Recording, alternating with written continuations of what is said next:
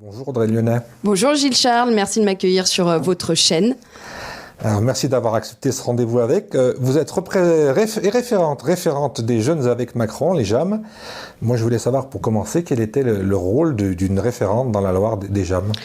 D'organiser, de mettre en valeur les mesures du gouvernement, d'échanger avec les jeunes, de proposer des idées aussi quand on est en élection municipale, départementale, législative et donc bientôt pour le 24 avril, les présidentielles. Une question toute simple. Vous êtes, on voit l'image, plus jeune que moi. Pourquoi vous vous êtes engagée en politique ? Vous savez, j'ai toujours aimé l'histoire. J'ai toujours voulu participer à un engagement, à la vie de la cité. Je pense que c'était nécessaire pour moi. Je pense qu'il est important de s'engager en étant jeune, de proposer nos idées. Il est nécessaire aussi de proposer, de construire un programme et pas seulement le soutenir, d'aller en plus dans ses convictions. Qu'est-ce qui vous a fait vous engager ? C'est une famille militante, on a parlé d'histoire. Justement, quelle est votre histoire ? Alors, je suis Audrey Lyonnais, j'ai 27 ans, je suis native de la Loire. Je me suis engagée à l'âge de 19 ans en politique. C'est jeune tout ça. Ah oui. J'ai suivi un courant de la droite qui s'appelle France Droite de Nathalie Kosciusko-Morizet, qui est plutôt modéré, qui était qui était proche des jupéistes, proche d'un courant de Bruno Le Maire.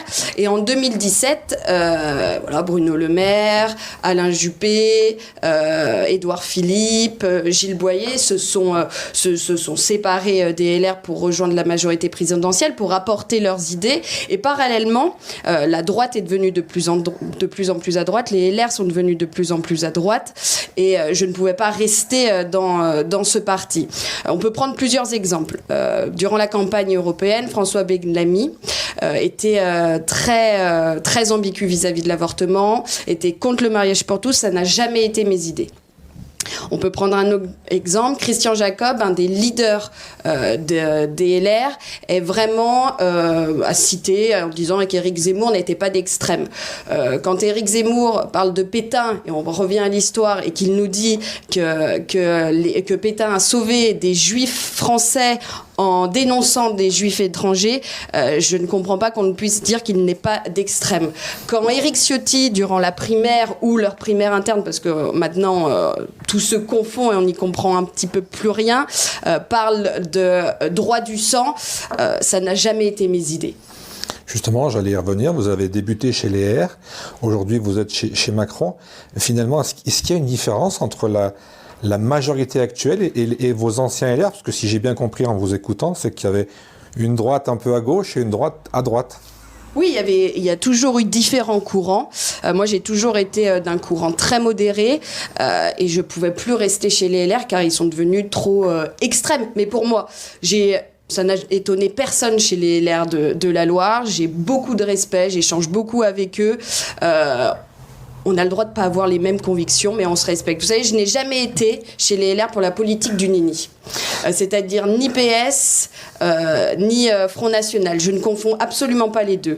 Les PS, le LR, les écologistes sont des adversaires. Le Front National, l'extrême gauche sont par contre des ennemis pour moi. Pour revenir à ma question, on a l'impression que ce gouvernement est quand même plutôt à droite qu'à gauche. Est-ce qu'il y a vraiment une différence entre... vous avez parlé d'Alain Juppé tout à l'heure, on parlera tout à l'heure des sondages, des présidentielles. Il était président un an avant l'élection. Est-ce que finalement il y a une différence de politique ou c'est juste une différence d'étiquette ? Je pense que l'environnement et la société a changé. Un Nicolas Sarkozy a évolué depuis la primaire de 2016. Il n'était pas le même Nicolas Sarkozy en 2007 qu'en 2016. Mais vous verrez avec l'expérience, on change tous avec le temps. Mais peut-être. Avec le temps, on change tous. je verrai bien. Mais si vous voulez, et le changement de société, ce qui se passe d'un point de vue économique, d'un point de vue social, fait évidemment changer les partis. Et je pense que moi, et je l'assume totalement, je ne pouvais pas rester chez les LR quand ça devient de plus en plus extrême. Mais vous savez, Laurent Wauquiez n'a pas vraiment changé. Il a inventé la droite sociale, mais il était toujours une droite forte et une droite dure, ce qu'il a aussi été très présent pendant les régionales. Mais ce qu'on reproche, même si vous êtes plus au LR, ce qu'on reproche aux gens de droite aujourd'hui, c'est justement de ne pas vraiment avoir fait une politique de droite, non? C'est à eux qu'il faudra poser la question. Ouais, j'ai plus de mal à les avoir. Vous étiez ce week-end à Avignon, justement, oui. Ce week-end, avec donc toute la famille macroniste. Tout à fait, avec la majorité présidentielle. J'ai vu sur les réseaux des jolis t-shirts JAM, donc je jeûne avec oui. Macron. C'était quoi finalement? C'était un bilan du mandat ou alors on était là pour construire un nouvel élan pour les 5 ans qui arrivent? Alors, on était là pour différentes choses. Déjà, ça fait 1 an qu'on subit une crise sanitaire. Donc, se rassembler, cela nous a déjà fait énormément de bien. D'échanger avec... Je vous coupe, mais j'ai entendu beaucoup de commentaires qui disaient que le masque avait disparu. Ah bah, dans toutes les plénières, on avait le masque. Vous pouvez regarder nos photos. Vous pouvez vraiment vérifier. Non, la première chose, c'était, voilà, on avait besoin de se rassembler, d'échanger entre militants de différents départements, d'échanger avec les élus et avec les ministres, ce qui nous a vraiment fait du bien. Ensuite, évidemment, on a une élection présidentielle et on souhaite que Emmanuel Macron devienne le candidat pour la majorité présidentielle. Il n'y a pas beaucoup de et de doutes. la maison commune.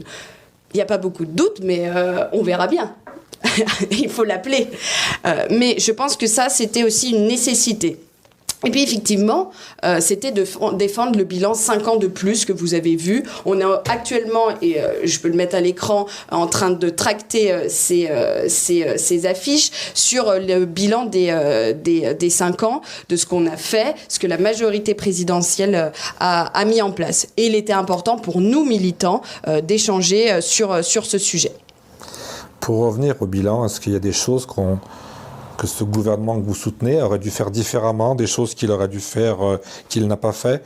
Comment vous, avec le recul, même si on est en plein dedans encore, vous voyez ces 4 années qui ont passé et c'est presque 5? Vous voyez, aujourd'hui, on est le 5 octobre et moi, j'avais beaucoup milité au sein de la majorité présidentielle pour lutter contre les thérapies de conversion. Si on peut préciser. Les thérapies de conversion, si vous voulez, c'est un peu des sévices vis-à-vis de l'homosexualité physique ou morale. Et c'était pas du tout interdit par la loi. Moi, j'ai milité et je trouvais qu'on était très lent, qu'on n'avançait pas assez vite sur ce sujet. Et aujourd'hui, le 5 avril, c'est rentré dans l'hémicycle et ils sont en train d'échanger actuellement à l'Assemblée nationale sur ce sujet. Évidemment, tout n'a pas été rapide, tout n'a pas été fait tout d'un coup. Il y a encore des erreurs. On ne peut pas faire... rattrapé, et on a vécu une crise sanitaire, on a vécu aussi les gilets jaunes et il a fallu aussi changer quelques éléments. Mais voilà, je voulais vous donner l'exemple de cette loi contre les thérapies de conversion. On y reviendra tout à l'heure avec l'association Triangle. C'est ça. Pardon. Pour revenir à ce bilan, encore une fois, est-ce qu'il y a des choses qui auraient dû être faites différemment? Peut-être. Vous avez évoqué un peu les gilets jaunes. Est-ce qu'on aurait dû expliquer? Moi, j'ai toujours eu la sensation, et j'ai toujours la sensation en politique, qu'on n'explique pas assez aux gens ce qu'on veut faire. Je pense, vraiment, je pense. Vous savez, on a vécu le plan de relance, on est encore en train d'effectuer le plan de relance, c'est sur 2 ans, c'est 100 milliards d'euros. Pour les jeunes, c'est 9 milliards d'euros. Dans la Loire, c'est 4,300 jeunes qui profitent du plan de relance. On peut prendre d'autres exemples. 11 millions de jeunes ont eu un repas à 1 euro au Crous. Dans la Loire, c'est 1500 repas par jour. Voilà des chiffres clés, des chiffres précis de ce qui s'est passé après la crise sanitaire. Ce qu'on a essayé de faire et ce qu'on a essayé de sauver. Et évidemment, on ne communique pas assez sur ces sujets. Pour revenir aux gilets jaunes, là aussi, est-ce qu'il aurait fallu faire un peu plus de social, j'allais dire, entre guillemets? Oui, mais je pense que les gilets jaunes, c'était pas qu'une haine anti-Emmanuel Macron, c'était plutôt une haine anti-la politique. Ça part au départ à cause des taxes aussi. Oui, mais je pense que c'est un assemblage de choses. Je pense qu'il y en avait marre de familles politiques, il y en avait marre de ne pas comprendre ce qui se passait, et c'est pour ça qu'il y a eu le grand débat national. Là aussi, on est dans le paradoxe, on est toujours en train de dire que les Français en ont marre des politiques, et on a vu récemment des élections locales, quand on a des nouvelles personnes, Elles ne sont jamais élues, on réélit toujours les mêmes qui ont 70, 75, 80 ans. On a eu plusieurs élections. On a eu les élections européennes qui ont été plutôt une réussite pour la majorité présidentielle avec le parti Renew. À Saint-Étienne, en plus, on était leader. On a eu d'autres élections. L'élection régionale et l'élection départementale et municipale. L'élection municipale et régionale, je ne vais pas vous mentir, hein, Gilles Charnin, ça a été un échec. On peut même parler du conseil général aussi. Voilà. L'élection départementale, c'est pas pareil. On a eu des candidats qui étaient entre 17 et 30% qui sont maintenus au second tour. Résultat, il n'y a pas un élu. Oui, mais c'est pas la même chose. On peut pas. Il faut disséquer. Oui, mais c'est hyper important pour nous. Oui, il y a plusieurs causes. Il y a plusieurs causes pour ça. Déjà, le taux d'abstention est un record. 72% de taux d'abstention à Saint-Étienne. Oui, mais un taux d'abstention fort, ça veut aussi dire un rejet de la politique qui est menée. Donc un rejet de la politique. C'est pas un chèque en blanc. Ou un rejet de la politique depuis un certain nombre d'années. On est d'accord. Parce que ça se cumule de plus en plus. Ben justement, alors on va faire une petite parenthèse. Moi, je milite pour le vote obligatoire. Vous êtes dans quel camp? Il faut faire quoi pour ramener les abstentionnistes? Il faut leur offrir des fleurs? Alors, non, c'est pas une obligation d'offrir des fleurs.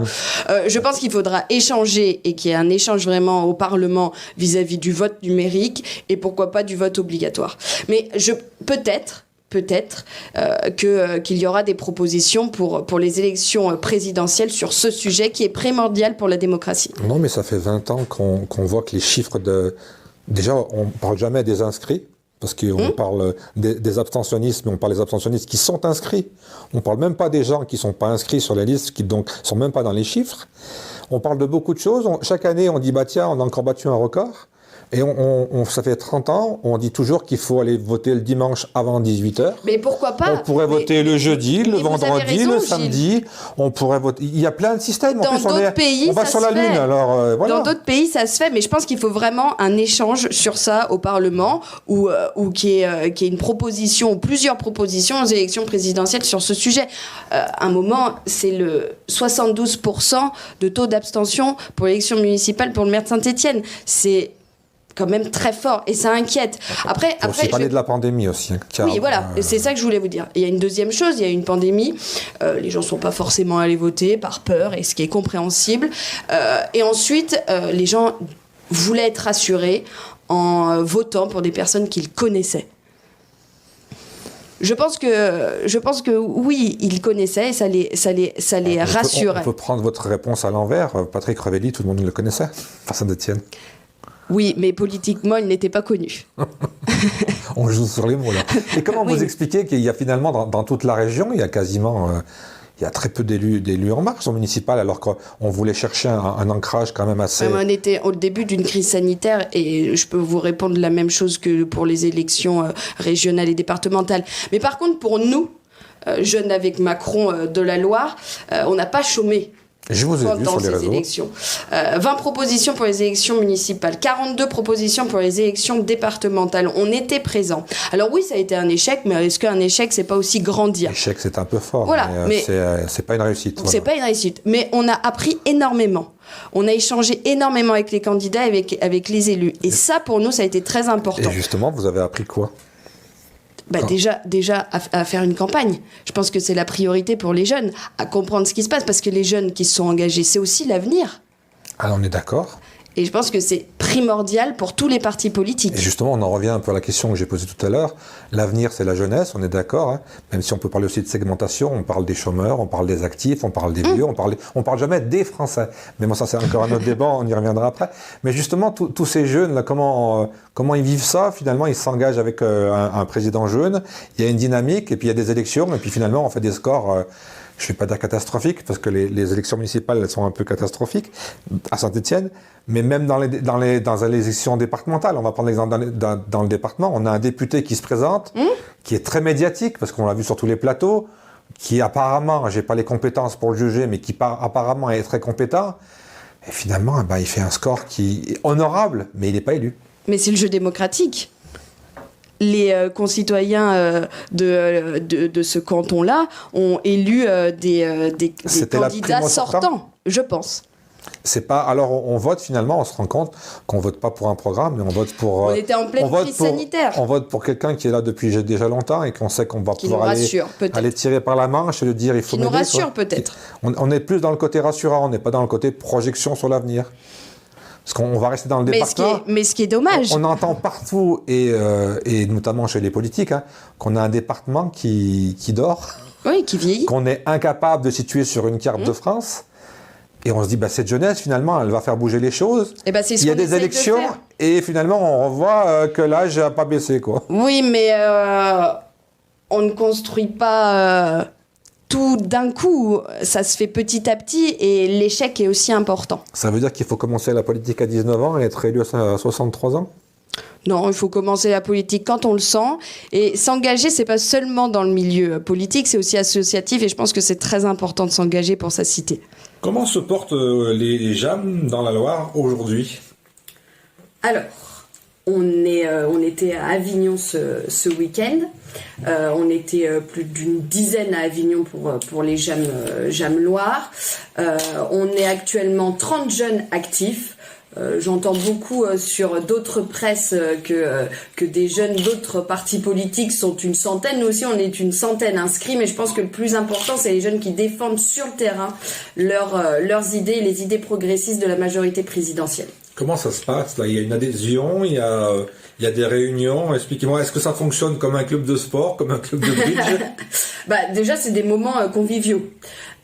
Et puis après, c'est des idées, c'est sur le terrain. Vous voyez, chaque semaine, on va dans différentes circonscriptions, on colle, on tracte pour défendre nos idées. Donc, on a affaire à des jeunes dans la Loire. Est-ce que c'est quelque chose qu'on retrouve dans tous les départements ou c'est spécifique à la Loire ? Non, dans tous les départements, nous sommes actuellement présents. Et je remercie énormément Ambroise Medjean, notre président national, qui vient très souvent dans la Loire durant les 42 heures. Et nous serons aussi pendant 42 heures pour les élections présidentielles. C'est 42 heures de terrain, non-stop, et c'est propre à la Loire. Alors j'ai vu que vous parodiez un peu le célèbre réseau Netflix pour vous voulez une nouvelle, presque même 5 nouvelles saisons du futur dans l'avenir. Là aussi, c'est quelque chose qui est créé dans la Loire ou c'est pour toute la France ? C'est pour toute la France. On a collé dans la Loire à peu près 300 affiches depuis début septembre. Mi-septembre, on a reçu les affiches, donc on en a collé 300. Et on a un tract aussi, les plus 5 ans de plus pour les jeunes, où on a plusieurs mesures qui ont été prises par la majorité présidentielle. Comme vous êtes référente de la Loire, j'imagine que vous faites remonter les informations ? Oui, tout à fait. Est-ce que ça marche dans l'autre sens ? Est-ce qu'on vous sollicite d'en haut pour faire des choses ? Ah oui, j'ai un exemple parlant. Vous voyez, je vais participer aux propositions pour les élections présidentielles aux jeunes avec Macron sur tout ce qui est social, LGBTQI+. Qu'est-ce qu'on a d'autres choses ?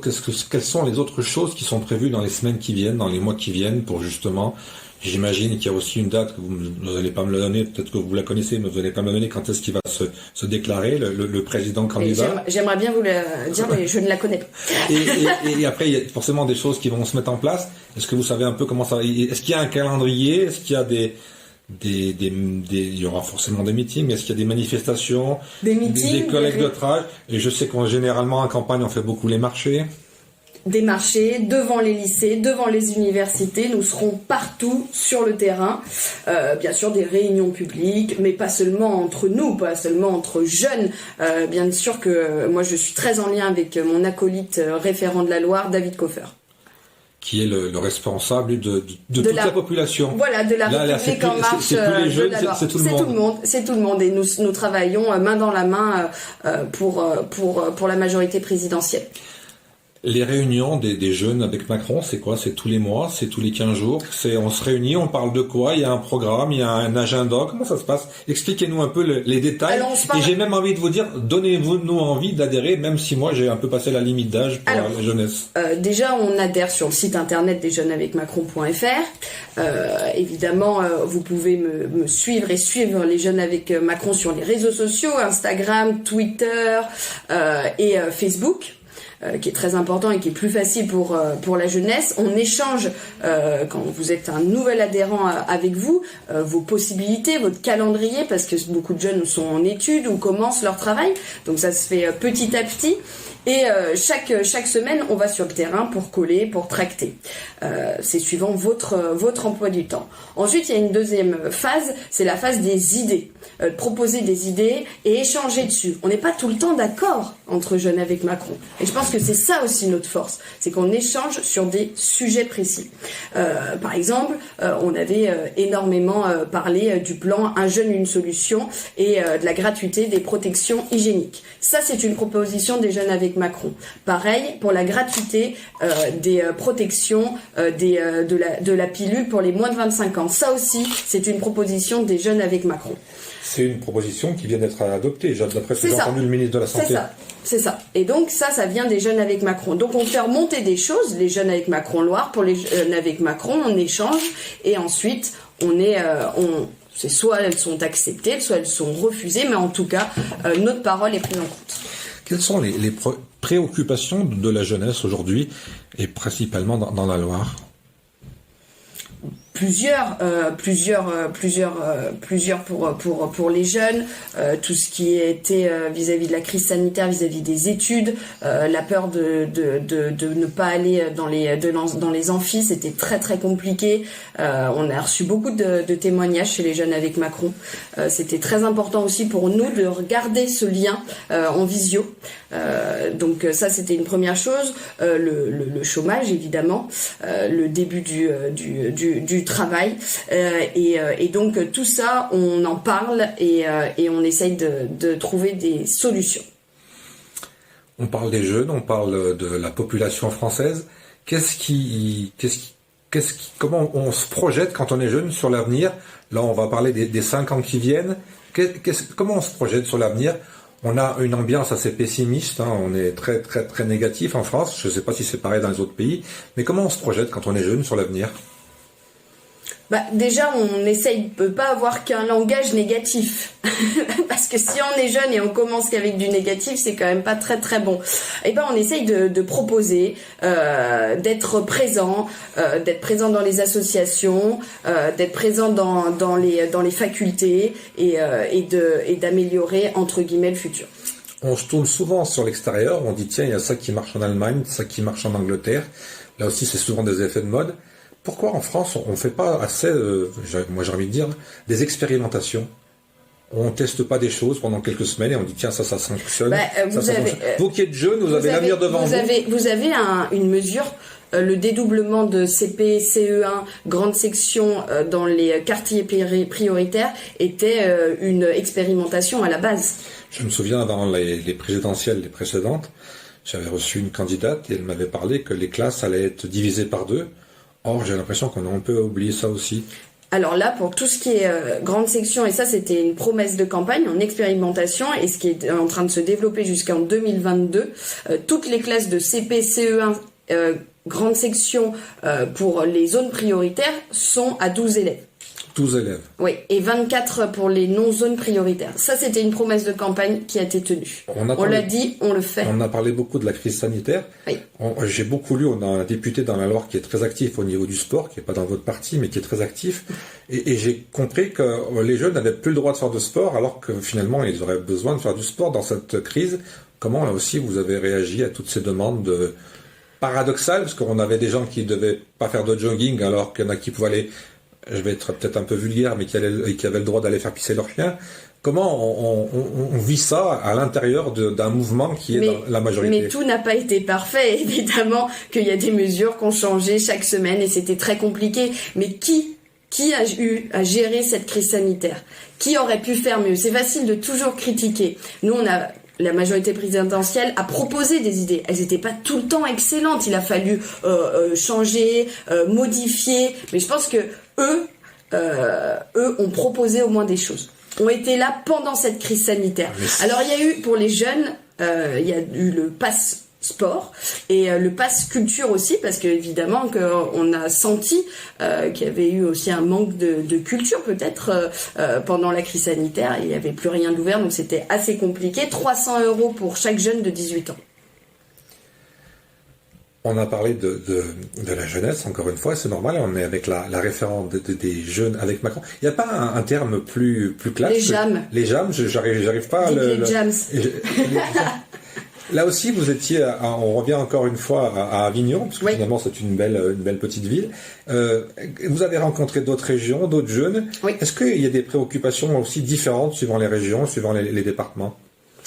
On arrive à se rassembler sur quand même les mêmes préoccupations. Vous disiez tout à l'heure que on parlait de ni PS ni LR. Moi, j'ai un peu suivi la politique depuis ces dernières années. J'ai vu beaucoup de gens qui étaient au PS et qui étaient au RPR, vous voyez, ça a changé beaucoup de noms souvent, qui s'écharpaient sur des sujets, et depuis qu'ils sont avec Macron, ils sont d'accord sur les sujets. J'ai pas compris aussi comment ça se passe, là. Oh non, vous savez, on n'est pas toujours d'accord.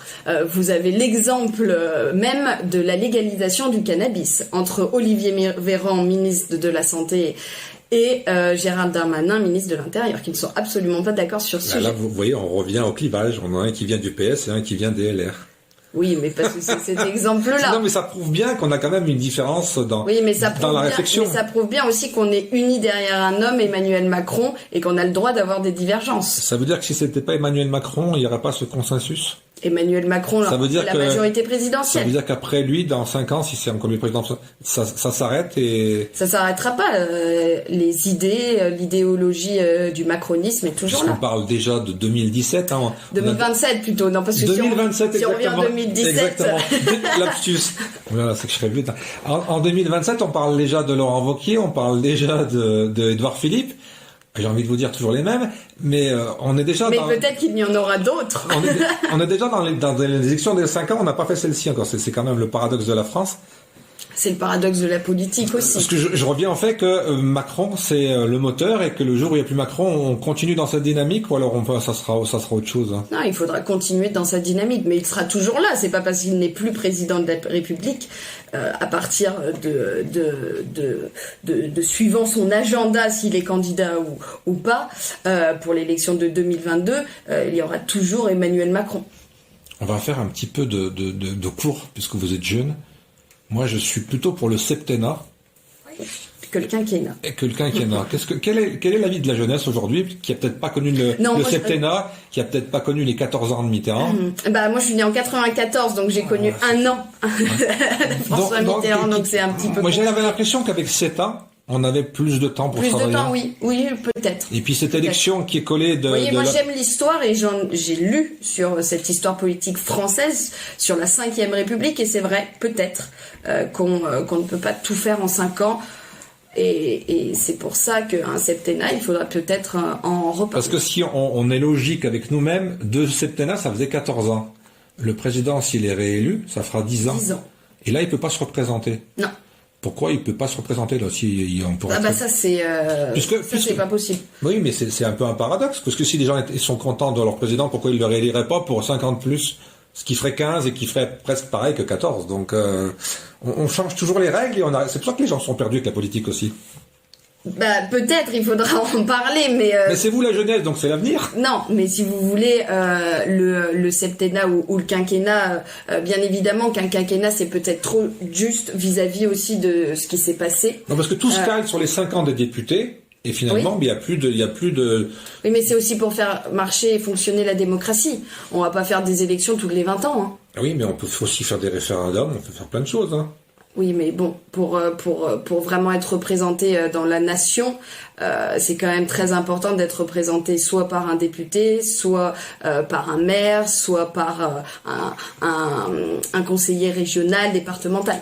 Est-ce qu'il y a trop d'élus, justement, quand vous faites la liste là? On avait une proposition sur ce sujet qui n'a pas abouti. Oui, peut-être. Est-ce qu'on pourrait pas... Peut-être, et en même temps, qui enlever, pourquoi, c'est une très bonne réflexion à avoir. Mais vous savez, c'est encore une fois le mot qui revient, c'est paradoxe, parce que j'étais assez contre le fait que les gens cumulent, et on se rend compte que les députés qui étaient maires également, oui. Ils étaient quand même vachement plus sur le terrain, et il y avait plus de remontées oui, concrètes. parce qu'ils étaient automatiquement obligés vis-à-vis de leur agenda. C'était un petit peu... Alors, autre question, puisqu'encore j'ai la chance d'avoir en face de moi la jeunesse. Est-ce que le Sénat, c'est pas quelque chose qui finalement ne sert à rien? Je suis un peu provocateur, c'est vrai, mais c'est le but. C'est surtout le lien avec les communes. Et heureusement qu'on a 2 chambres au Parlement pour pas que tout le monde soit d'accord et qu'il y ait après des commissions mixtes paritaires. Je pense que c'est essentiel. Après, est-ce qu'il y en a trop ou pas? Ça, c'est un vrai débat qu'il faudra avoir. Mais c'est surtout ça. Vous avez trouvé le mot juste, Gilles. C'est que je pense que les gens ne sont pas assez informés de ce que fait et qui fait quoi.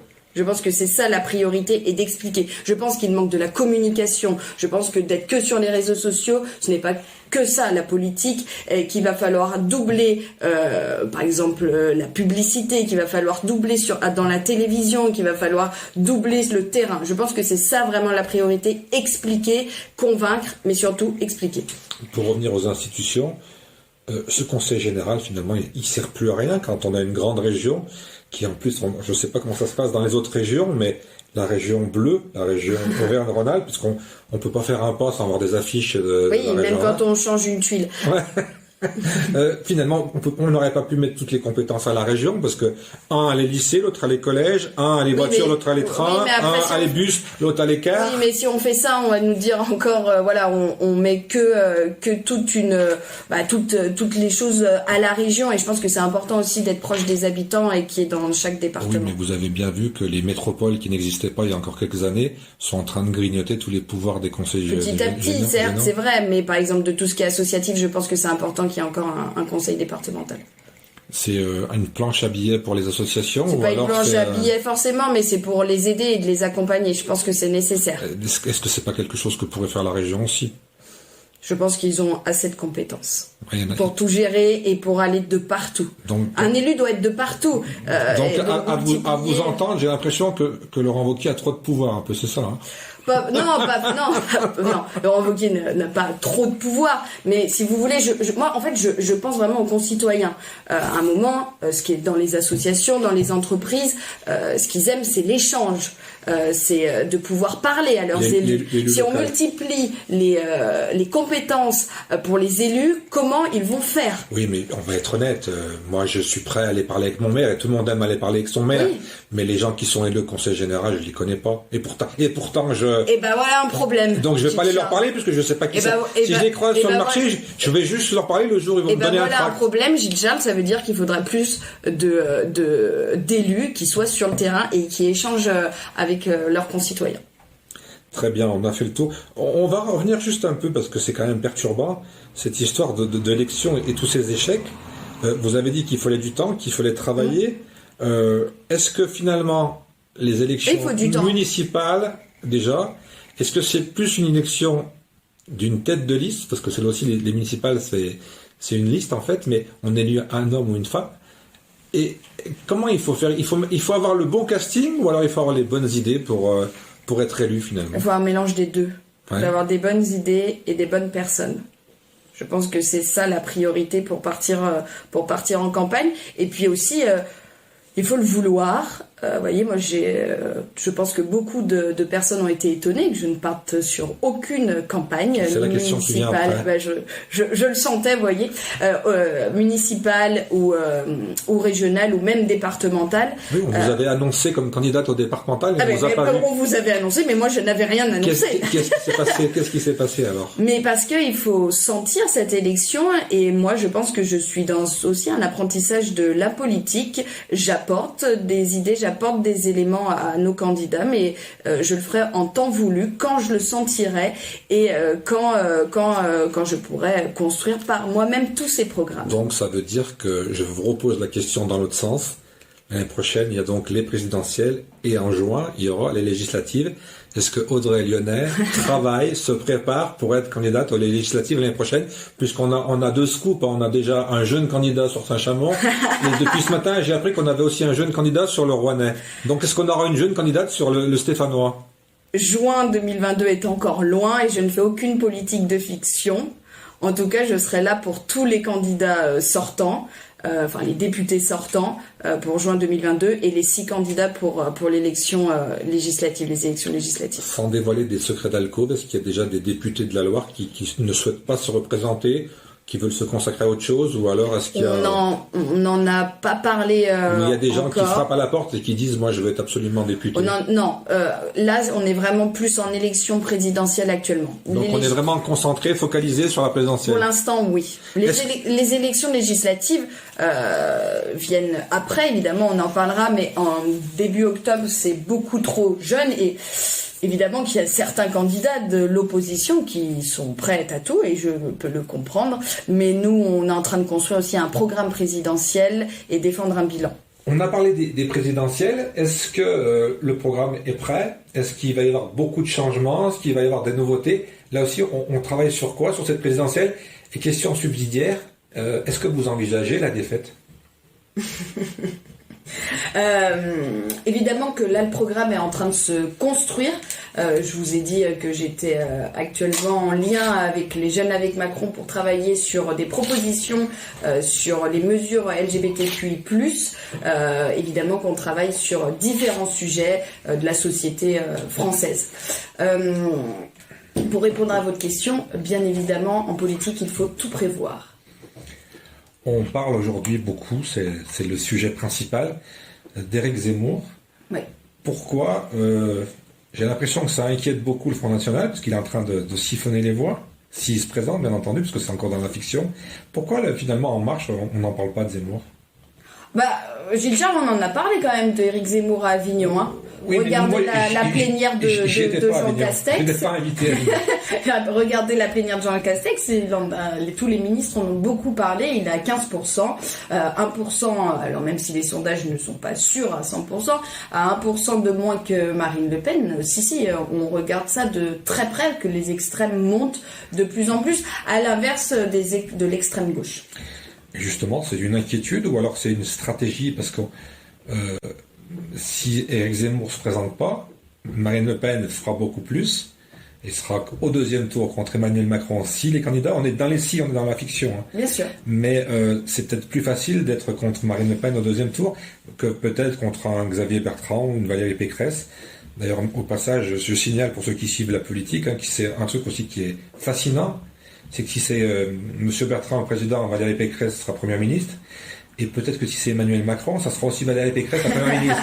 Donc comment voulez-vous que les gens aient envie d'aller voter? C'est pour ça qu'il y a des élections après législatives. Et c'est ce que je vous dis, il faut vraiment expliquer aux gens ce qu'on veut faire. C'est ce que je vous ai dit, oui, expliquer et convaincre. On a beaucoup parlé d'Éric Zemmour et de Marine Le Pen.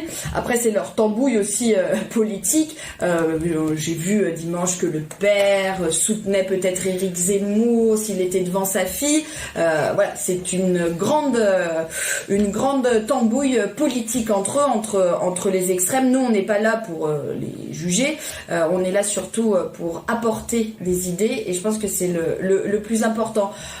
Je ne suis pas sûre que ça soit rassurant si Marine Le Pen ou Éric Zemmour sont en second tour face à nous. Je pense que c'est inquiétant. C'est là où je crois que les politiques font une erreur.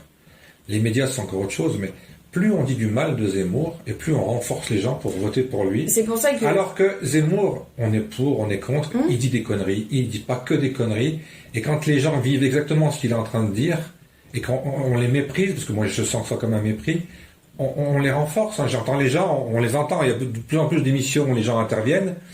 S'il monte, c'est qu'il dit pas que des bêtises. Alors peut-être il les dit mal, il les dit pas comme il faut, il y a peut-être un code à avoir pour passer mieux, mais il dit des choses que disait Georges Marchais dans les années 80. Donc vous voyez, c'est quand même bizarre. Donc est-ce qu'on répond à l'attente vraiment des Français? Est-ce qu'on s'occupe de l'immigration? Est-ce qu'on s'occupe de l'économie? Est-ce qu'on s'occupe de l'insécurité? Ou alors on dit, ah ben, Zemmour c'est caca, faut pas voter pour lui. Ah non, non, on dit pas c'est caca, faut pas voter pour lui, au contraire. On en parle de ces sujets-là. On a juste eu le Beauvau de la sécurité il y a 2 semaines par Emmanuel Macron, des postes en plus pour la police, de la rénovation dans le matériel. Ça, c'est des sujets concrets. Vous savez, moi, j'ai regardé le débat entre Éric Zemmour et Mélenchon. C'était assez pénible. Vous voyez, c'était un cours d'histoire. Moi, j'ai attendu les mesures, j'ai attendu les idées. Je les attends encore.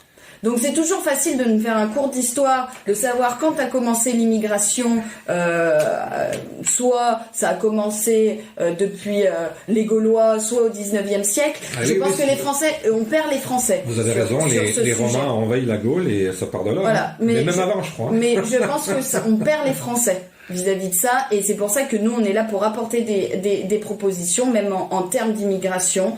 Évidemment que c'est un sujet clé, mais ce n'est pas le seul sujet. Et je pense que mais je pense qu'Éric Zemmour, c'est un sujet européen. Oui, mais c'est pour ça qu'en janvier 2022, Emmanuel Macron sera le président vis-à-vis de l'Union européenne, et on parlera effectivement d'un pacte sur ce sujet-là et un lien avec l'espace Schengen.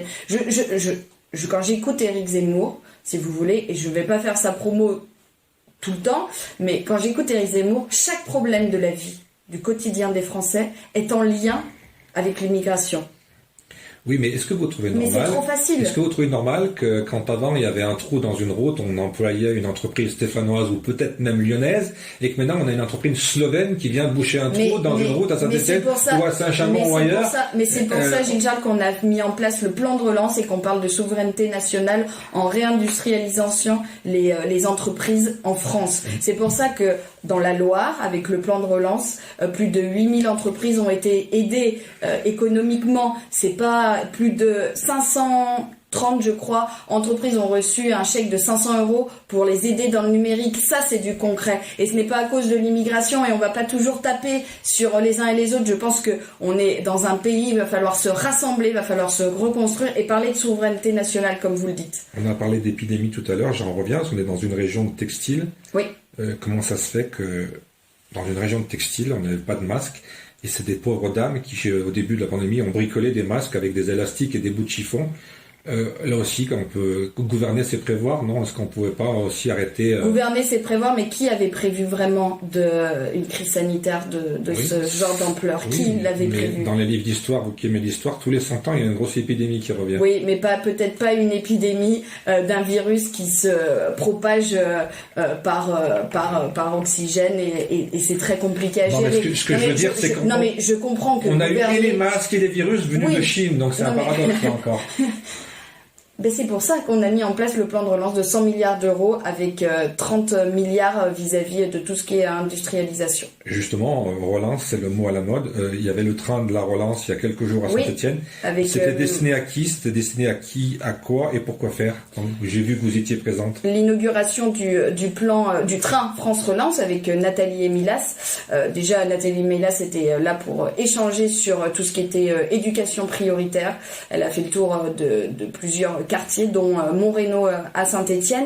Le train France Relance, c'était d'abord pour expliquer aux Stéphanois et aux Ligériens ce qu'était le plan France Relance du gouvernement, pour expliquer ce qui a été mis en place, et ensuite aussi de proposer des jobs. Je vous ai vu, Gilles-Charles, tourner dans plusieurs stands, par exemple de la SNCF, par exemple de Sam Outillage. Je veux monter un commerce, donc je me renseigne. Et ben voilà, et ben voyez, vous étiez le bienvenu. Donc déjà pour aider à trouver du travail, et parallèlement il y avait en lien pour les jeunes, pour les aider à faire leur CV et leur lettre de motivation. C'était tout ça, le train France Relance pour 2 jours. On a fait un peu le tour. On va revenir quand même sur la sécurité. Vous avez parlé aussi on va embaucher des policiers supplémentaires. Alors je dis pas qu'il faut pas des policiers, bien sûr qu'il en faut. Moi j'ai même envie de vous dire que j'aimerais en voir beaucoup plus dans les rues. Et j'aimerais aussi les voir beaucoup la nuit, parce que la nuit on a l'impression que si on fait un mauvais gag, tous les chats sont gris, on dit. Mais est-ce qu'on n'a pas aussi besoin d'embaucher des éducateurs, des professeurs? Et on parlait de culture aussi. Moi, je pense aussi que le vivre ensemble, c'est aussi beaucoup par la culture, et qu'il faut qu'on mette peut-être les moyens dans la culture aussi. Les moyens dans la culture et dans l'éducation. Et ce qui est en train de faire petit à petit jusqu'à la fin du mandat. Chaque ministre nous l'a rappelé à Avignon, qu'ils étaient là jusqu'à la fin du mandat pour appliquer toutes les mesures. Quand on vote une loi, La loi ne se fait pas le lendemain automatiquement sur le terrain. Vous savez, dans la Loire, c'est 2,7 millions d'euros pour le nouvel hôtel de police en centre-ville à Saint-Étienne, qui passe vers Balailly, rue Balailly, pour aller à Jacquard. C'est 2,7 millions d'euros. C'est 15 millions d'euros pour la rénovation du commissariat central de Saint-Étienne. Oui, on a aussi mis des moyens pour la sécurité dans la Loire. Quelles sont les choses que vous pouvez nous annoncer pour les semaines, les mois qui viennent, les choses qui vont bouger justement dans la Loire, puisque vous êtes en relation, vous avez les informations qui descendent d'en haut. Est-ce qu'il y a généralement l'année avant les présidentielles ou même les municipales, on peut demander plein de choses, on est sûr d'être écouté un peu plus. Alors proposer, mais moi j'en ai plein d'idées, mais personne vient me consulter. Hein. Moi je veux bien vous consulter. Non, voilà, parce que là je vous expliquais par exemple ces rénovations, voilà, c'est lent. Je sais pas si vous avez vu cours Foriel, qu'il y avait en pleine rénovation le commissariat. C'est ce qui va être mis en place dans la Loire. Le plan de relance aussi à Saint-Chamond avec Nova Syrie, donc pas réindustrialisation, mais remettre en valeur tout ce qui était friche industrielle. L'économie aussi est au cœur du débat.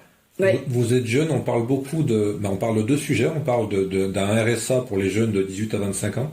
Oui, c'est vrai. Et on parle aussi d'une idée de Benoît Hamon qu'on trouverait saugrenue et qu'on entend de plus en plus, le revenu universel. C'est quoi vos idées là-dessus ? Moi, je ne suis pas pour la gratuité ou, par exemple, la gratuité des transports ou un salaire fixe. Je ne suis pas du tout pour ça. Je suis plutôt pour mettre des mesures pour aider la jeunesse. Je ne suis pas du tout pour à donner de l'argent gratuitement. Absolument. Il faut pas donner, il faut qu'il y ait une contrepartie aussi. Oui, il faut une contrepartie et c'est pour ça que, par exemple, la protection de tout ce qui était hygiénique était très important pour nous. Pour les 1 euro au repas du Crous, ça c'était primordial pour nous. Les 300 euros du Pass Culture, c'était nécessaire aussi. L'aide au numérique dans 111 écoles de la Loire de 800 000 euros, c'était très très important. Ça, c'est des choses concrètes. Je ne suis pas pour donner de l'argent comme ça. Donc, si j'ai bien compris, hein, vous êtes totalement satisfaite du premier quinquennat qui va se terminer dans quelques mois. Est-ce qu'il y a quelque chose qui vous a déçu finalement, en étant franc, puisqu'avec moi on est franc. Oui. Je suis cash, donc vous devez être cash aussi. Est-ce qu'il y a des choses qui vous ont déçu ? La lenteur de certaines mesures. Ouais. Est-ce que vous êtes sensible, on en parle depuis 3000 ans, j'ai envie de vous dire, des retraites, de la réforme des retraites. Est-ce que là, est-ce que finalement, quand on a des jeunes, justement, qui demandent le RSA, qui trouvent pas d'emploi, est-ce qu'il faut qu'on fasse travailler les gens jusqu'à 67 ans? Là, je trouve que c'est un paradoxe, là aussi. Alors vous avez écouté un petit peu Édouard Philippe, qui parlait de ce sujet. C'est vrai que c'est un sujet très compliqué. Moi, je vous le dis, je souhaite pas qu'on en parle jusqu'à la fin du quinquennat. Je pense que après une crise sanitaire, c'est pas vraiment le sujet. Je pense qu'il faudra en parler au prochain quinquennat, vraiment se projeter sur l'avenir. C'était une retraite un petit peu universelle par points qu'on proposait. Ça a été compliqué, mais je pense qu'il faut l'expliquer. On revient toujours à ça, de l'expliquer, multiplier les réunions publiques et en parler vraiment. Vous voyez, vous parliez également de propositions. Moi, j'en ai une toute simple proposition. On a un pays où on a toujours des gens qui s'affrontent. On n'a jamais des gens qui sont ensemble. Ouais. Et on se rend compte que l'intelligence, non, mais le savoir, il est dans beaucoup de personnes qui sont un peu plus âgées. Pourquoi on n'a pas assez suffisamment de tuteurs, de gens qui ont l'expérience et qui forment des jeunes, qui leur expliquent comment ça se passe et qui leur donnent, j'ai presque envie de vous dire, le double volant comme on fait à l'auto-école. Les aider. Voilà.